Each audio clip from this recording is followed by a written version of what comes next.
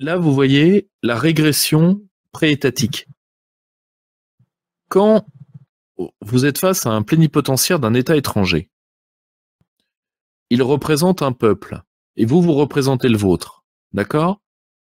Et c'est ce qui vous rend respectable, et c'est ce qui le rend respectable, d'accord? Ok?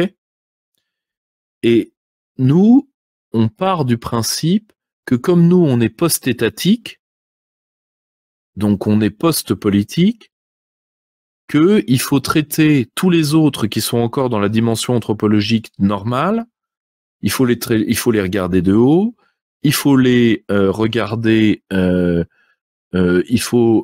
regarder comme comme des grands enfants à éduquer, et on peut se permettre avec eux une horizontalité, une légèreté. Vous voyez, c'est très drôle, ça me rappelle dans certaines mystiques juives, quand Dieu veut faire du mal, quand Dieu veut punir, quand Dieu veut punir, on dit que il a pour punir le peuple, il a plusieurs armes, donc il peut féminiser, bon, c'est la partie un peu misogyne de cette tradition. Il peut féminiser, il peut illuminer, et il peut également rendre léger. C'est-à-dire qu'on traite tout avec légèreté. Et ça, c'est une marque de la volonté de Dieu de perdre les gens, vous voyez. Donc, c'est très drôle. Et nous, comme on entre dans cette espèce d'impolitique où il n'y a plus de diplomatie, il n'y a plus d'intérêt national, il n'y a plus de matérialité, il n'y a plus de choses lestées, on n'est que dans du rapport t'es mon pote, je te tripote. Alors, il est vrai que Macron n'est pas uniquement là-dessus, dans le tripotage, hein. Je pense qu'il a une tendance, mais c'est un autre sujet. Donc, vous voyez, c'est t'es mon pote, on va régler ça. Les Américains aussi sont beaucoup comme ça. On va essayer d'avoir un lien personnel, etc. Et on va essayer d'avoir un lien personnel. Et d'un côté, les sujets sérieux, c'est pas grave. Ce qui compte, c'est notre lien personnel à tous les deux. D'accord? Et c'est notre lien personnel, je peux me permettre de tutoyer, on n'y met pas les formes, etc. Donc, voilà, pour moi, Emmanuel Macron est puni par là où il a péché. Ensuite, sur le rapport français et africain. Bon, la France-Afrique, historiquement, c'est pas grand-chose, en fait. Souvent, d'ailleurs, ça a été une volonté de certaines élites africaines de garder un lien avec la France que la France voulait pas nécessairement garder. Or, aujourd'hui, c'est très simple. L'Afrique, c'est moins de 3% de notre commerce extérieur, dont moins de 1,5% pour l'Afrique subsaharienne. Donc, à titre personnel, pour nous, le véritable problème africain, ça va être de gérer la démographie africaine. Mais, moi, à titre personnel, je pense que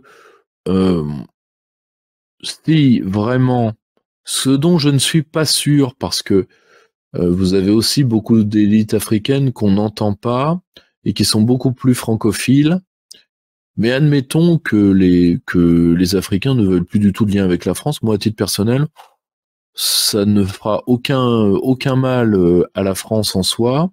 C'est pour ça que moi, je suis pour la fin du franc CFA. Je sais très bien que certains pays africains tiennent au franc CFA parce que le franc CFA leur donne une apparence de sécurité, mais ils auront beaucoup de mal à gérer la transition.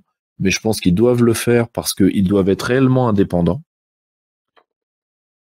Et ils doivent avoir tous les attributs d'un État. Et s'ils veulent pas avoir de lien diplomatique avec nous, pourquoi pas? Moi, ça ne me dérange pas.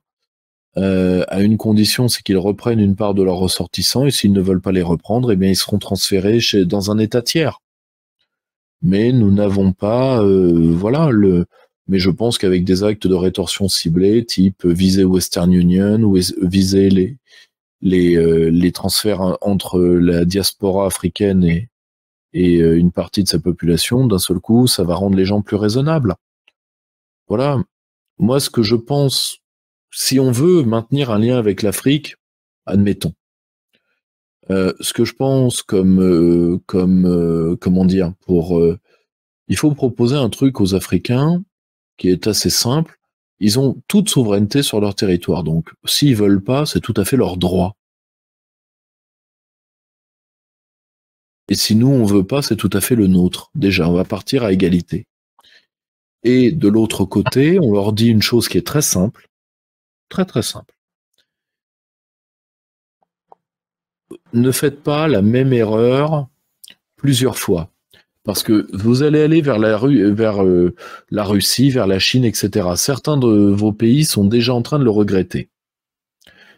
Alors le plus simple, vu que l'Afrique a des matières premières, c'est qu'elle crée un board de tous ses clients et qui s'équilibrent les uns avec les autres. Et là, pour le coup, l'Afrique garde la main. Totalement. Parce que si elle se retrouve dans une relation, que ce soit avec les États-Unis ou avec la Chine, ou même avec la Russie, de dépendance comme elle a pu l'avoir avec nous à une certaine époque, eh bien, l'Afrique n'y gagne rien. Alors, tous ceux qui pensent que l'Afrique attend de nous une repentance, premièrement, c'est pas nécessairement la tradition africaine, la pleurniche, déjà et d'une. Et deuxièmement,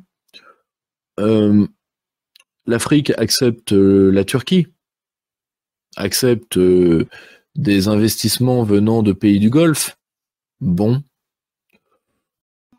ou des investissements venant de pays maghrébins. Vous voulez qu'on rappelle ce que les Berbères ou les Arabes ont fait aux Africains, aux Subsahariens? Vous voulez qu'on le rappelle? Donc bon. Et pourtant, là, il n'y a pas de demande de pleurniche. Pourquoi? Parce qu'on sait très bien que les peuples berbères ou les peuples arabes ne vont pas se mettre à chialer en demandant pardon et vont pas sortir des shekels pour voilà. On fait ça auprès de populations qu'on pense très sensibles à la pleurniche et très solvables. Voilà. Juste rebondir parce c'était là pour clôturer ce sujet-là sur ce qui s'était passé en Tunisie. Et le alors je ne me rappelle pas s'il est chef d'État ou chef de gouvernement tunisien qui a dit que il allait avoir une sorte de grand remplacement en Tunisie avec l'immigration subsaharienne et qui a fait des actes pour virer ces populations. Et d'ailleurs, les pays en question ont accepté. Vous voyez? Donc, vous voyez que c'est possible de faire une remigration. Hein. La preuve, la Tunisie l'a fait. Alors, il faut bien comprendre ce qui se passe en Tunisie. En Tunisie, ça va durer 3 minutes pour que vous compreniez. Premièrement, en tant que chef d'État ou chef de gouvernement, je ne me rappelle plus de son grade, pardonnez-moi, je crois qu'il est chef d'État. Il est plénipotentiaire de souveraineté, il a tout à fait le droit de dire ce qu'il a dit et il n'a pas à être condamné. D'ailleurs, beaucoup de Tunisiens qui mystérieusement votent à gauche en France mais votent pour lui là-bas pensent qu'il a raison parce que n'oubliez jamais qu'à l'exception légère de l'Algérie qui a encore une démographie un peu expansive, le reste des pays maghrébins et machréquiens, l'Égypte aussi est à part. Mais tout le reste de la côte sud de la Méditerranée est en voie de terminer sa transition démographique, là où la population subsaharienne va au minimum doubler. Donc il risque d'y avoir une invasion et un grand remplacement des populations berbères, majoritairement berbères en tout cas, de la rive sud de la Méditerranée. Et donc, vous avez de plus en plus de problèmes de cohabitation de population. Moi, quand je travaillais au Maroc, il y avait le problème des Marakis et des Marokis, hein, c'est-à-dire Marocains, Marakis, les habitants de Marrakech, donc beaucoup de subsahariens qui ont un droit d'être là par la mansuétude de Mohamed VI. Et ça se passe objectivement très mal. Il faut être très honnête là-dessus. Bon. Donc, il en a tout à fait le droit, surtout que la Tunisie, je vous le rappelle, est un État qui ne s'est jamais remis du faux printemps arabe et surtout de la gouvernance d'Ennahda et des frères musulmans, et qui aujourd'hui demande à l'Algérie d'ouvrir des liens que la Tunisie n'a pas nécessairement, un peu avec la Russie, mais surtout avec la Chine. En échange, l'Algérie essaye de monter la Tunisie, aimerait monter la Tunisie contre le Maroc dans une optique d'une confrontation prochaine. C'est un grand jeu qui se joue en Tunisie et qui se règle en partie sur la question migratoire. Et les Tunisiens sont tout à fait libres chez eux d'employer, de craindre un grand remplacement et d'employer une remigration. C'est leur terre, c'est à eux. Chers camarades, si tu veux plus de contenu, de réinformation, d'éducation populaire et de formation intellectuelle, n'hésite pas à faire un don sur notre page Tipeee.